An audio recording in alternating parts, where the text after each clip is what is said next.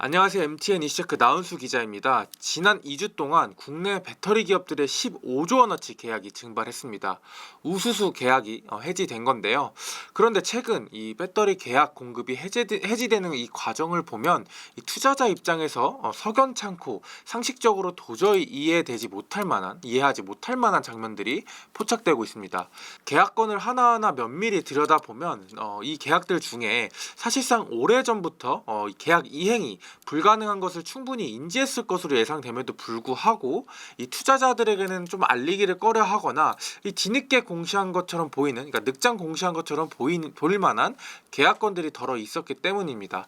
이 계약 체결 시점엔 수조원어치 계약을 따냈다면서 이 대대적인 홍보를 하는 것과 달리 이 계약 이행이 저조한 상황에서는 이 소식을 숨기기 급급했던 모습인 거죠. 그런데 진짜 문제는 따로 있습니다.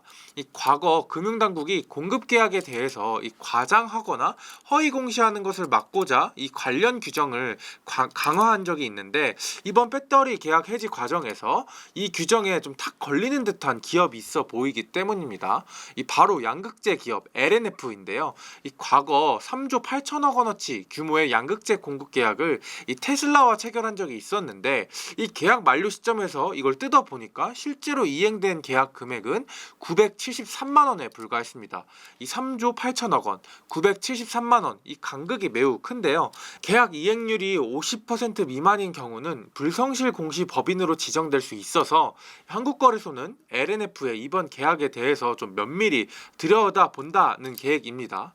그래서 이번 이슈체크에서는 지난 2주간 이 배터리 업계에 불었던 배터리 계약 해지 후폭풍들에 대한 문제점들을 차분하고 냉정하게 좀 바라보려고 하는데요. 이 첫 번째, 지난 2주간 계약 해지 공시에 대한 전반적인 내용들을 살펴보는데, 특히 앞서 말씀드렸던 것처럼 LNF에 관한 이 계약 내용들을 좀 더 집중적으로 보고 왜 더 문제가 되는지 좀 보도록 하고요. 두 번째, 앞서 거래소가 LNF의 불성실 공시 법인 검토에 들어갔다고 말씀드렸는데, 어떤 점들을 면밀히 볼 예정인지, 그리고 지정 가능성은 있는지 좀 살펴보도록 하겠습니다.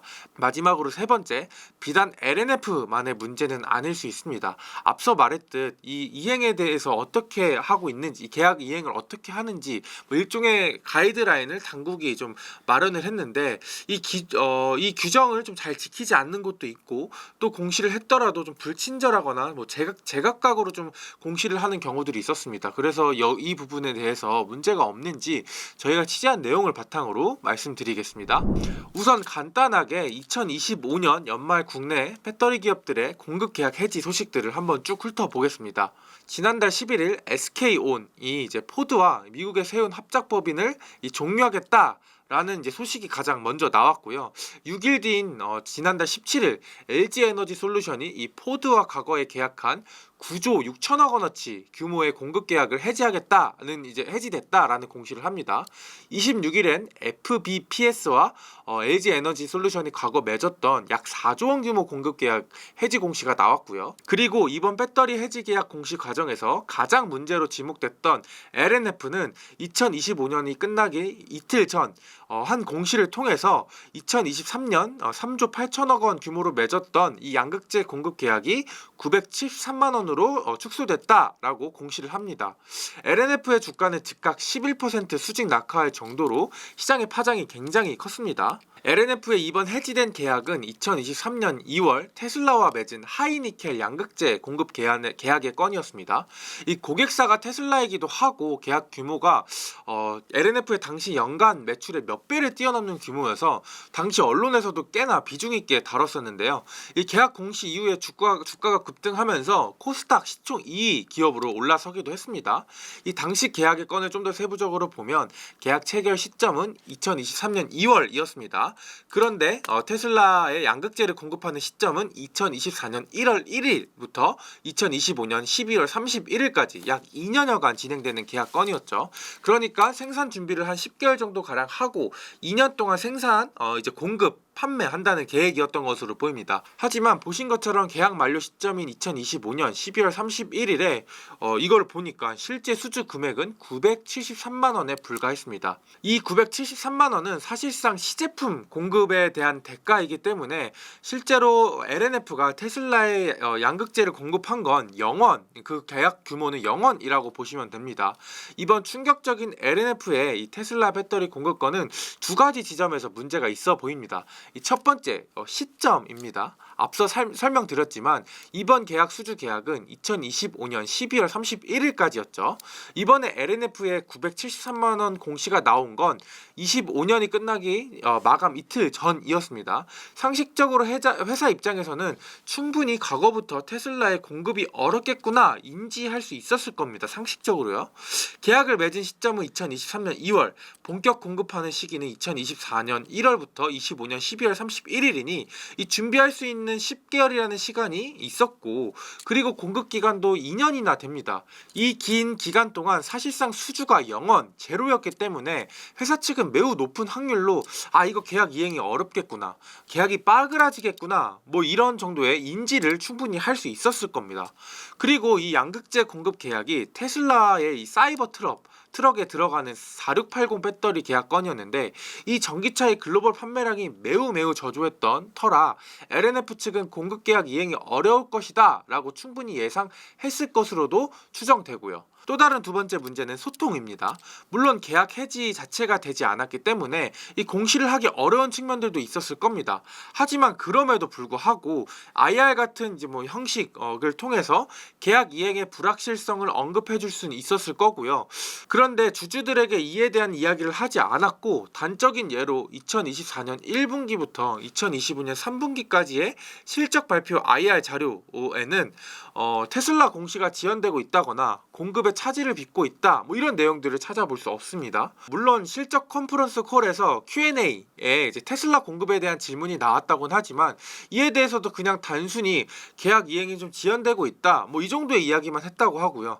특히 규모 면에서 3조 8천억 원, 거의 현재 LNF의 연간 매출에 해당되는 만큼 막대한 수주 금액이기 때문에 계약이 잘 진행되고 있는지 뭐 이런 부분에 대해서 주주들과 소통을 할 필요가 있지만 그렇지 않았고, 심지어 2024년에 실시한 인베스터 데이에도 이런 내용들은 없었습니다. 시점, 소통에 대한 문제를 지금 앞서 말씀을 드렸는데, 사실 진짜 문제는 법적인 문제에도 걸릴 수 있다는 겁니다. 일단 자본시장법에는 투자자의 합리적 판단에 중대한 영향을 미치는 사안은 이제 인지한 시점에 공시를 즉각 해야 된다, 뭐 이런 의무가 있고요. 또 거래소 규정에 따르면 최초 계약 기준으로 이행 실정이 없는 경우 그 기존 공시를 전면 취소한 것으로 봅니다. 다시 말해 공시 번복으로 간주해서 불성실 공시 법인으로 지정할 수 있다는 거죠. 또 계약 이행률이 50% 미만인 경우에도 공시 변경으로 간주하고 불성실 공시 법인으로 지정될 수 있습니다. 그런데 이번 LNF의 건은 실적이 없는 건에 해당될 수 있습니다. 물론 매출이 973만 원으로 공시가 됐지만 이건 앞서 말씀드렸던 것처럼 시제품을 테슬라에 지급하고 그에 대한 대가를 이제 수령받은 거기 때문에 실질적으로 계약이 이행됐다라고 보기 어려운 측면이 있고요. 그리고 두 번째, 계약 이행률이 50% 이하도 당연히 이하이기 때문에 당연히 이 조건에 부합하는 상황입니다. 물론 계약 이행률이 낮다고 해서 무조건 불성실 공시 법인으로 지정되는 건 아닙니다. 현실적으로 계약을 이행하고 노력했는데도 불구하고 어떠한 좀 불가항력적인 상황으로 계약이 해지되는 사유도 있기 때문에 여러 가지 좀 정황들, 실질적인 내용들도 좀 따져보는데요. 예를 들어 회사가 계약을 맺고 공급을 하기 위해서 투자를 실제로 했는지, 계약을 이행하기 위해서 준비를 하는데 얼마나 좀 진짜 현실적으로 준비를 했는지, 이런 부분을 따져본다고 하고요. 또 투자자 보호 조치를 얼마나 했는지 이런 내용들도 따져본다고 합니다. 회사 측에선 이 계약이 이행될 것으로 믿을 만한 정황이 있었다라는 점을 이에 대해서 좀 분명히 거래소 측에 제시를 해야 될 겁니다. 근데 저희 이슈체크팀이 취재한 바에 따르면 현재 거래소 측에서는 이 LNF의 이번 973만 원 공시에 대해서 불성실 공시 법인 사안에 해당되는지를 검토 중이라고 합니다. 앞서 말씀드린 것처럼 계약 금액 기준으로 계약 이행 실적이 사실상 거의 제로에 가깝고 50% 이하에 해당되기 때문에 불성실 공시 법인으로 지정될 수 있는 기계적 조건은 만족돼 있는 상황입니다. 아까 보셨던 이 거래소 규정에 따라서 말이죠. 그래서 이제 실질적인 조건을 따질 텐데 저희가 내부 관계자가 아니기 때문에 정확히 알 수 없지만 외부에서 보는 시각으론 2년 동안 수주가 제로에 가까웠는데 정말 계약 이행이 끝까지 가능했을 것으로 회사가 판단을 했겠느냐, 뭐 이 부분이 굉장히 의문인 거죠. 그렇기 때문에 이번 관건은 이런 의구심에 대해서 LNF가 얼마나 설득력 있게 증거나 증빙 자료를 거래소에 제시하고 설명을 할 수 있는지, 그리고 정말 테슬라와 계약 이행을 끝까지 가능할 것으로 믿을 만한 증거가 있는지, 뭐 이런 부분들을 거래소 측에 제시를 해야 되고, 거래소 측 역시 이런 부분들을 굉장히 주도 면밀하게 예의주시하면서 따져볼 것으로 보입니다. 지금까지 LNF만 이야기를 했는데, 그렇다면 다른 배터리 셀 소재 기업들은 투자자 보호를 위해서 과거에 맺었던 이 계약건들에 대해서 관련 내용들을 투명하게 공개를 잘 하고 있을까요? 이전에 관련 규정들부터 좀 살펴보면 2024년 11월 금융감독원과 한국거래소는 투자자 보호 목적으로 단일 판매 공급 계약에 대한 공시관리 규정을 강화했습니다. 허위 가장성 단일 판매 공급 계약을 막기 위해서 이 제도 보완을 한 건데, 이 가이드라인에 따르면 뭐 사업 보고서, 반기 보고서에 투자자 보호를 위해 필요한 사항 항목에 이 계약을 언제 체결했는지, 계약 규모는 얼마고 상대방은 누구인지, 그리고 지금까지 계약 이행은 얼마나 진행이 됐는지, 뭐 이런 부분들을 공시를 의무화하도록 이제 규정을 바꿨습니다. 물론 경영 비밀로 비밀 유지 계약을 체결했다면 뭐 계약 상대방이나 계약 금액 같은 경우들은 좀 가릴 수는 있지만, 그래도 얼마나 계약이 이행되고 있는지 뭐 이런 거는 공시해라 라는 게 금융당국의 이번 그 개정된 내용의 목적이었던 거죠. 그렇다면 정말 이런 거를 잘 공시를 하고 있는지 한번 따져볼 텐데, 결과부터 말씀드리면 LG 에너지 솔루션과 삼성 SDI가 굉장히 잘 하고 있었습니다. SK온은 비상장사여서 공시 의무가 없었고요. 포스코 퓨처임도 이 규칙을 잘 따르고 있었습니다. 특히 이제 LG 에너지 솔루션이 굉장히 이 조건에 부합하게 공시를 잘 하고 있었는데, 한번 보도록 하겠습니다. 앞서 말씀드렸던 것처럼 금융당국이 이 투자자 보호를 위하여 필요한 사항에 대해서 사항에 이 내용을 담으라고 이야기를 이제 그 공시 규정을 강화했다고 말씀드렸는데, 한번 보겠습니다. 이걸 보면은 이제 LG 에너지 솔루션의 이 계약 공급건인데, 이 내용들을 보면 일단 신고 일자, 그러니까 계약이 언제 체결됐는지 공시를 하고 있고, 계약 상대가 누군지, 그 다음에 계약 내용이 뭔지, 그리고 계약 기간이 언젠지 이렇게 상세하게 이렇게 알려주고 있습니다. 다만 이 계약 금액 총액, 그러니까 얼마짜리 계약 금액인지 계약 규모인지에 대해선 경영 비밀로 공개하고 있진 않죠. 하지만 그럼에도 불구하고 이 계약에 대해서 몇 퍼센트 공급이 이뤄졌고 이제 누적 얼마나 이제 공급이 지금까지 총 이뤄졌는지, 이 부분들을 상세하게 기록을 해주고 있습니다. 예를 들어서 2024년 5월 17일 맺은 계약이 계약 기간이 2026년 10월 1일까지인데 현재 공급이 77% 정도 진행이 됐다는 것을 볼 수 있죠. 그럼 투자자 입장에서는 10월까지는 공급 계약을 좀 무리 없이 마무리할 수 있겠구나 정도를 추정을 할 수 있고요. 또 위에 2024년 4월부터 맺은 이 장기 계약의 건이 있는데, 이건 2% 정도밖에 공급이 안 이루어졌습니다. 물론 이 장기 계약이긴 하지만 그래도 이 8년짜리 계약이다 보니까 연평균 6% 정도는 이 공급이 이루어져야 원활하게 공급 계약을 마무리 지을 수 있겠다, 이 정도 추정이 가능한데, 2년이 넘게 지난 시점에서 2% 정도밖에 이행이 안 됐네? 그러니까 좀 차질이 있을 수 있겠네? 이런 짐작이 가능한 거죠. 실제로 이 계약이 바로 이번 연말에 LG엔솔이 계약 해지 공시를 한 4조 원짜리 배터리 공급 계약이었습니다. LG 엔솔, 삼성 SDI, 포스코 퓨처엠을 제외하고는 이 다른 배터리 기업들은 이 공시 규정을 완전히 완벽하게 잘 따르고 있지는 않았습니다. 일단 LNF 같은 경우에는 공시를 안 한 건 아닙니다. 근데 금감원과 거래소 가이드라인은 앞서 보셨던 것처럼 투자자 보호를 위해 필요한 사항 이 항목에다가 이 내용을 담아라 라고 이제 가이드라인을 줬는데, LNF는 이 항목에 공시하지 않고 이 사업의 내용이라는 항목에 공시를 해서 일반 투자자들이 찾는데 다소 어려움이 좀 있어 보였습니다. 그리고 계약 상대방에 대한 내용들도 제대로 공시를 하지 않아서 이거를 일일이 좀 비교하기 좀 굉장히 좀 어려움이 있었습니다. 그리고 금융당국이 제시한 작성 서식이 아닌, 그러니까 뭐 어느 정도 이 가이드라인을 서식을 줬는데 이 서식을 따른 게 아니라 자체 서식으로 작성을 해서 다른 기업 대비 좀 공시 가시성이라고 해야 될까요? 이거를 좀 이해하고 읽는데 굉장히 좀 떨어진다라는 느낌을 받았고요. 또 다른 케이스는 에코프로 BM이 있는데요. 앞서 말했지만 금융당국이 이 투자자 판단을 위해서 공시하라는 건 단일 판매 공급 계약에 대한 건에 대해서 공시를 이제 하라라는 거였습니다. 근데 에코프로 BM 같은 경우는 최근 단일 판매 공급 계약 체결에 대한 걸 공시한 적이 없습니다. 그렇다면 지금 수주를 한 게 하나도 없다는 걸까요? 그건 아닙니다. 에코프로 BM은 최근 계약을 수주를 할 때 단일 판매 공급 계약으로 이제 공시를 하는 게 아니라 투자 판단 관련 주요 경영 사항이나 수시 공시 의무 관련 사항과 같은 다른 제목으로 공시를 하고 그 계약에 대한 소식을 알리고 있었습니다. 단일 판매 공급 계약으로 공시를 한 게 아니기 때문에 금융당국이 제시한 가이드라인에 따를 필요는 없지만 에코프로 BM은 이 투자자 보호를 위한 필요한 사항 항목에 공시를 하긴 했습니다. 그럼에도 약간 정보 투명성 측면에선 다소 아쉬운 측면이 있었는데 한번 공시를 통해서 그 내용을 한번 자세히 보도록 하겠습니다.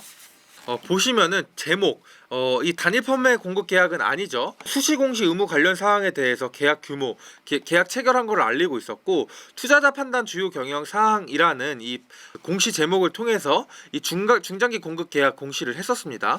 계약 내용들을 좀 보면 2021년 9월 9일에 맺은 계약이 있고요. 이 계약 기간은 2024년부터 올해 말까지 3년짜리 계약이었고요. 두 번째로는 2023년 12월 1일에 맺은 계약인데, 하이니켈 뭐 중장기 공급 계약으로 약 거의 2024년부터 28년까지 약 5년에 걸친 중장기 공급 계약의 건이었습니다. 계약 규모도 43조 원으로 굉장히 많았고요.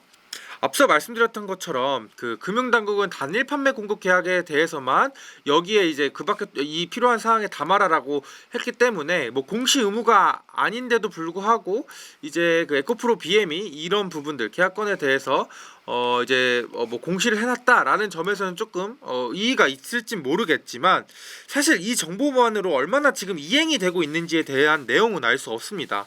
아마 조금 이 의무 공시가 아니어서 따로 공시하지 않은 것으로 보이는데, 다만 이제 이 이행이 얼마나 됐는지 이제 알 수 없기 때문에 투자자 입장에서는 이행률에 대한 부분들은 좀 깜깜이 정보인 셈이죠. 현재 에코프로 BM의 경우 이 수주 계약이 원활히 진행이 되지 않는 것으로 추정됩니다. 수주 금액 아까 말씀드렸던 것처럼 43조 원이었던 계약이 이 계약 기간이 5년이었거든요. 그럼 대충 43 나누기 5 하면은 8조 원, 연간 매출이 한 8조 원 정도 나와줘야 올해 3분기 나와줘야 되는데, 실제로 올해 3분기까지 에코프로 BM의 매출이 2조 원 정도 되는 상황입니다. 그렇기 때문에 이거 조금 잘 안 되고 있다라는 좀 추정만 좀 가능한 상황이죠. 에코프로 BM이 왜 수주 계약에 대해서 이 투자 판단 관련 주요 경영 사항으로 공시를 하고 단일 판매 공급 계약으로 공시를 하지 않았는지 명쾌히 이야기를 해주지는 않습니다. 이 거래소와 협의를 했고 문제가 없다, 뭐 이 없다는 이야기를 들었다, 그래서 이렇게 공시를 했다, 뭐 이런 입장만 좀 밝혔는데요. 근데 사실 투자자 입장에서는 단일 판매 공급 계약이든 투자 판단 관련 주요 경영 사항이든 이게 중요한 게 아니라 수주 계약이 얼마나 진행이 되고 있고 이게 진짜 잘 진행이 되고 있는지 뭐 이런 투명한 정보가 필요한 셈이라서 이런 부분에 대해서는 좀 금융당국이 조금 더 가이드라인을 구체적으로 주고 제도 개선을 하는 방안을 고민해 볼 필요가 있어 보입니다. 그러니까 쉽게 말해서 이 단일 판매 공급 계약 건에 대해서만 이제 공시를 해라라는 게 아니라 뭐 수주 계약의 건에 대해서 구체적으로 조금 이행에 대한 부분들을 구체적으로 밝혀라, 이렇게 가이드라인을 조금 더 폭넓게 금융당국에서 다시 좀 재지정할 필요가 있다라는 거죠. 네, 오늘은 이 배터리 수주 계약에 대한 그 취소권에 대한 내용들을 좀 살펴봤습니다. 뭐 단순히 15조 원어치가 증발됐다 뭐 이런 부분들을 짚은 게 아니라 이 계약 공시 과정에서 좀 불투명한 좀 내용들이 있다라는 점을 좀 살펴봤는데요. 이제 지금 거래소 측에서 이 내용들을 좀 살펴본다고 하니까 어떻게 좀 앞으로 진행이 될지 살펴보면 좋을 것 같습니다. 또 특이한 점들이 있으면 저희 이체크 팀에서 좀 다뤄보도록 하고요. 네, 오늘 제가 준비한 이체크는 여기까지고요. 다음에는 더 유익하고 재밌는 의미 있는 컨텐츠로 찾아뵙도록 하겠습니다. 지금까지 시청해주신 구독자 여러분들 감사합니다.